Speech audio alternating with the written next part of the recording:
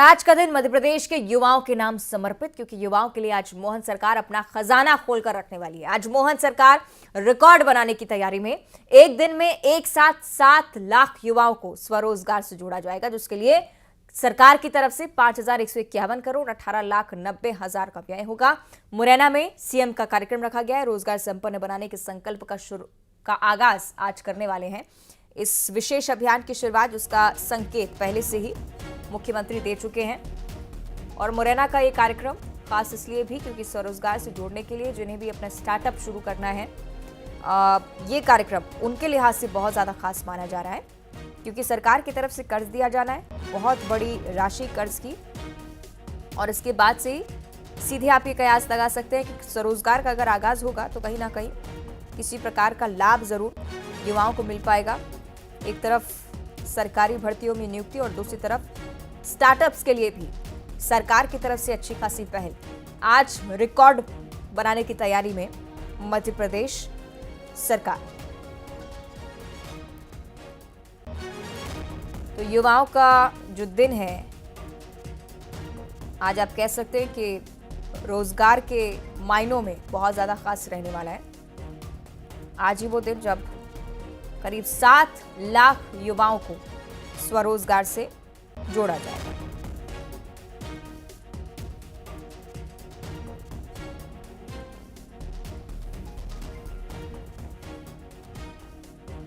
तो एक दिन में एक साथ 7 लाख युवाओं को स्वरोजगार के लिए 5,151 करोड़ से ज्यादा की राशि दी जानी है।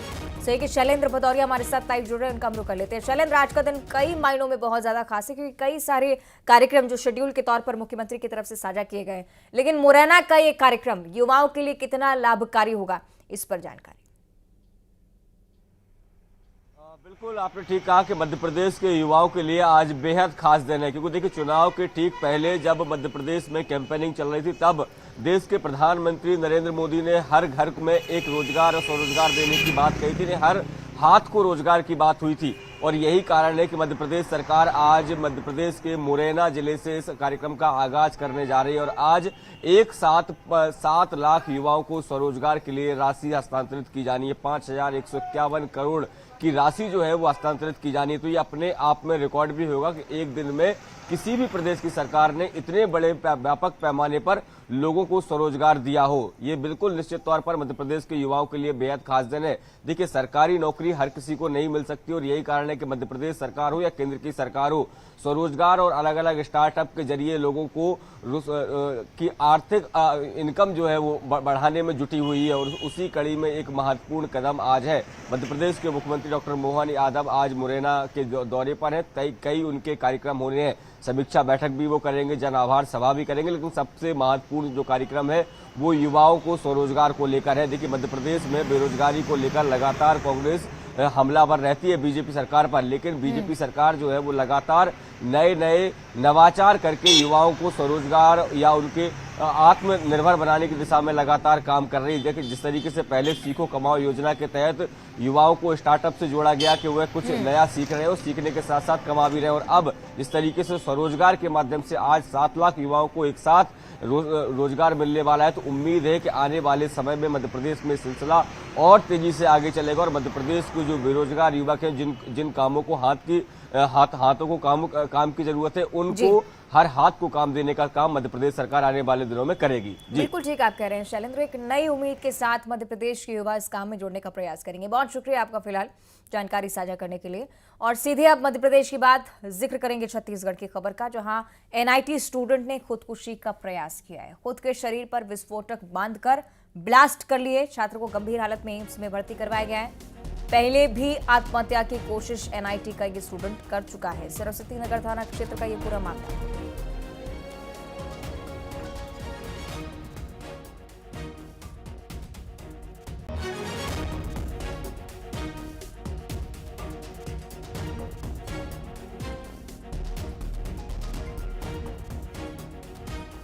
तो ये बड़ी जानकारी साझा कर रहे हैं और रायपुर जिले की खबर के साथ, जिसमें एनआईटी का स्टूडेंट अभी भी गंभीर हालत में एम्स में ही भर्ती। सरस्वती नगर थाना क्षेत्र का पूरा मामला, जिसके जरिए ये बताया गया है कि इस बच्चे ने पहले से भी आत्महत्या का प्रयास कर रखा था। सहयोगी तनु वर्मा हमारे साथ रायपुर से लाइव जुड़ रही हैं। तनु, इससे पहले अगर प्रयास हुआ तो क्या पहले के दौरान सावधानी नहीं बरती गई? क्या अब इस पर निगरानी नहीं की जा रही थी? और अब ये चूंकि अब मामला संज्ञान में आया है तो कोई सख्त एक्शन? जी बिल्कुल, देखिए पूरा मामला सरस्वती नगर थाना क्षेत्र का है, जहां एनआईटी के स्टूडेंट ने खुद को विस्फोटक बम से उड़ाने की जो है वो कोशिश की थी और पंडित रविशंकर शुक्ल विश्वविद्यालय के सूखे तालाब मानसरोवर में उसने खुदकुशी करने का प्रयास किया था। और इस पूरे घटनाक्रम में छात्र जो है बुरी तरह से घायल हो गया और उसके पेट में एक छेद हो गई थी, जिसके बाद उसे गंभीर हालत में एम्स में भर्ती कराया गया है, जहाँ उसका उपचार जारी है। वहीं पुलिस से मिली जानकारी के मुताबिक छात्र ने अपनी बहन और डॉक्टर से चर्चा के दौरान सुसाइड करने की बात कही थी और वहीं घटनास्थल से पुलिस को बारूद और बम में इस्तेमाल होने वाले लोहे के छोटे जो है टुकड़े मिले हैं और ऐसे में बारूद फटाके होने का अंदेशा जो है पुलिस के द्वारा जताया जा रहा है। और ये पूरा घटनाक्रम मंगलवार की दोपहर 3 बजे का है और जब आसपास के लोगों को विस्फोट होने की और धमाके की आवाज सुनाई दी थी तो आसपास के लोगों को लगा था कि छात्र जो है प्रायोगिक कार्य कर रहा है, लेकिन जैसे तैसे छात्र जो है खुद चलते हुए सड़क तक पहुंचा अर्धनग्न अवस्था में और उस दौरान छात्र जो कुछ बोलने की हालत में नहीं था, जिसके बाद आसपास के लोगों के द्वारा पुलिस और डॉक्टर्स को इसकी जानकारी, एम्बुलेंस को इसकी जानकारी दी गई है, जिसके बाद उसे हॉस्पिटल में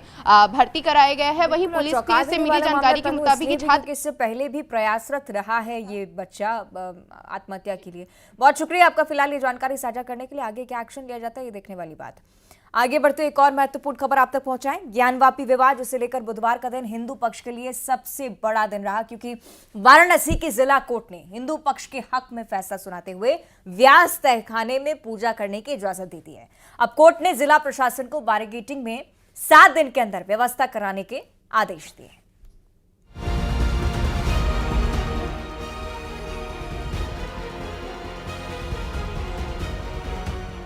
ज्ञानवापी में हिंदू पक्ष ने उस कानूनी लड़ाई को जीत लिया है जिसका 1993 से इंतजार था। कोर्ट ने व्यास जी तहखाने में पूजा का अधिकार हिंदू पक्ष को दे दिया है। इस संबंध में कोर्ट ने अपना फाइनल फैसला सुना दिया है। साथ ही कहा है कि हिंदू पक्ष व्यास जी तहखाने में नियमित पूजा कर सकते हैं। दरअसल ज्ञानवापी के दक्षिण में व्यास जी तहखाना है। 1993 से व्यास जी तहखाने में पूजा बंद थी।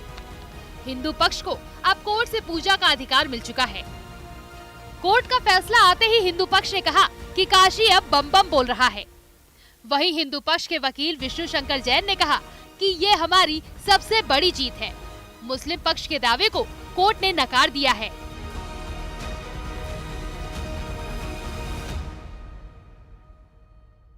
बैरिकेडिंग हटा के वहाँ से नया रास्ता बनाया जाएगा। बैरिकेडिंग को काट के नंदी के ठीक सामने वहाँ से रास्ता बनाया जा सकता है, जिससे वहाँ पूजा पाठ शुरू।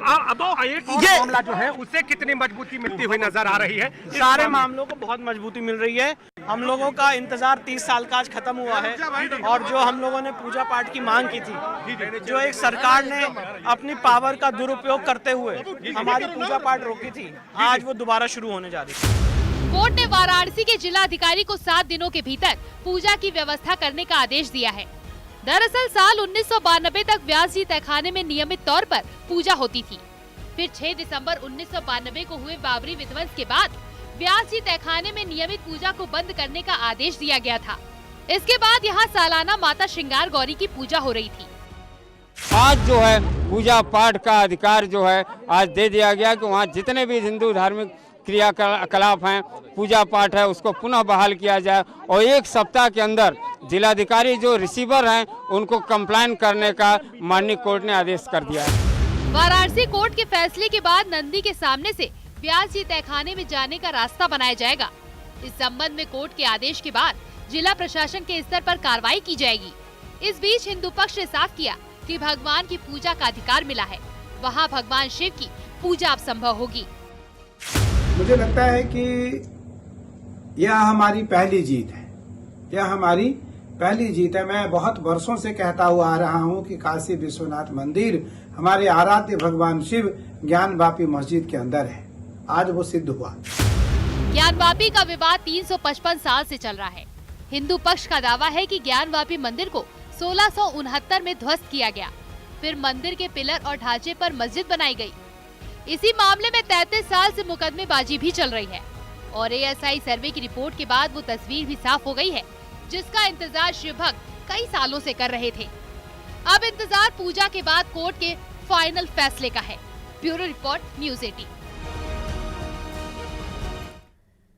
ये पूरी रिपोर्ट आपने देखी और आपको ये भी बता दें कि वाराणसी के ज्ञानवापी स्थित व्यास जी तहखाने में देर रात पूजा भी हुई है। आधी रात को प्रशासन ने बैरिकेडिंग हटाई और इसके बाद लोगों ने व्यास जी के तहखाने में पूजा की। व्यास जी तहखाना में 31 साल बाद पूजा शुरू की गई। आपको ये बताएं कि कल कोर्ट ने हिंदू पक्ष को व्यास जी के तहखाने में पूजा का अधिकार दिया, जो आपने रिपोर्ट में भी देखा है। इसके बाद कोर्ट के आदेश का अनुपालन कराने के लिए जिला प्रशासन की टीम आधी रात को ज्ञानवापी परिसर में पहुंची, बैरिकेडिंग हटवाकर पूजा की शुरुआत करवाई।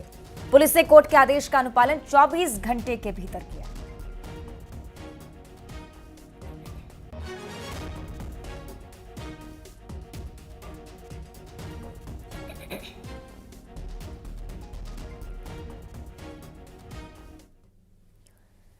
और इस बीच राष्ट्रीय हिंदू दल ने ज्ञानवापी मस्जिद के बोर्ड से मस्जिद शब्द हटा दिया है। हिंदूवादी संगठन ने ज्ञानवापी के बोर्ड से इस शब्द को हटाकर उसकी जगह मंदिर लिख दिया है। विश्वनाथ मंदिर मार्ग पर साइन बोर्ड पर मंदिर का पोस्टर चस्पा किया गया है। साइन बोर्ड पर ज्ञानवापी मस्जिद मार्ग जाने का लिखा हुआ था साइन, लेकिन कल शाम राष्ट्रीय हिंदू दल यहां पर पहुंचा, नेता यहां पर पहुंचे, पोस्टर लगाए गए। तस्वीरें जिसके हम आपको दिखा रहे हैं, ज्ञानवापी मंदिर, काशी विश्वनाथ मंदिर, जिसका रास्ता रेखांकित किया गया। तो ये पूरा विवाद जो अब धीरे धीरे निष्कर्ष की ओर आता हुआ आप ही देख रहे हैं कि कोर्ट की तरफ से अगर पूजा को मंजूरी दी गई है तो आने वाले समय में हिंदू पक्ष के लिए ये सब बहुत ज़्यादा सकारात्मक होने वाला है। और उसका असर ये कि कल पूजा भी शुरू हुई, ठीक 31 साल बाद ये क्षण आया था। और इसी के साथ बुलेटिन में इतना ही। नमस्कार।